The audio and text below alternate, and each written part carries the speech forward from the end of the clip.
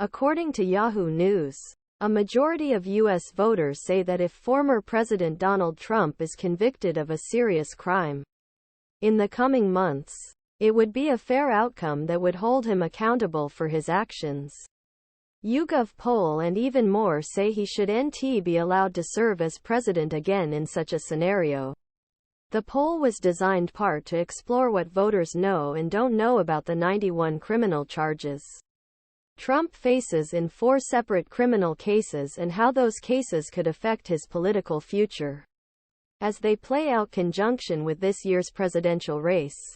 Although narrow majority of voters say a conviction be fair outcome, many Republican and Republican-leaning voters already think otherwise. He thinks any conviction would be an unfair outcome that hurt Trump politically, and that Trump should be allowed to serve again even if convicted of a serious crime. Yahoo NewsYouGov's survey of 1,594 U.S. adults was conducted Jan. 2,529. Many Americans are unaware of Trump's legal troubles. No former president has ever been convicted felon, let alone former president running for re-election, and that unprecedented possibility is the biggest remaining wildcard in contest that increasingly looks like it will be rematch between President Biden and Trump. But could a criminal conviction really change the way people vote in November? The first thing to note is that despite much media coverage, awareness of the various accusations against Trump is far from universal. In fact, just over half of Americans say Trump has been charged with every alleged crime. The highest awareness is obtaining classified documents from the White House and hindering efforts to retrieve these documents. And the lowest awareness is trying to prevent certification. That means nearly half the country thinks Trump isn't charged or isn't sure. Republicans are particularly unaware of Trump's accusations. Most either say Trump has not been charged with a specific charge or they are unsure.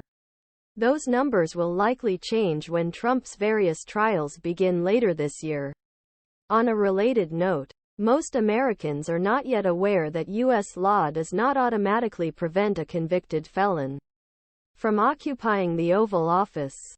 When asked whether a person convicted of a serious crime would be precluded by law from serving as president, more likely to answer yes than no is the correct answer.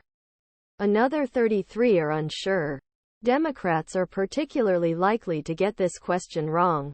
But even a third of Republicans think a conviction would legally disqualify their party's most likely nominee. The prospect of Trump being found guilty in the coming months and then continuing to campaign as if nothing happened could come as a rude awakening to some voters.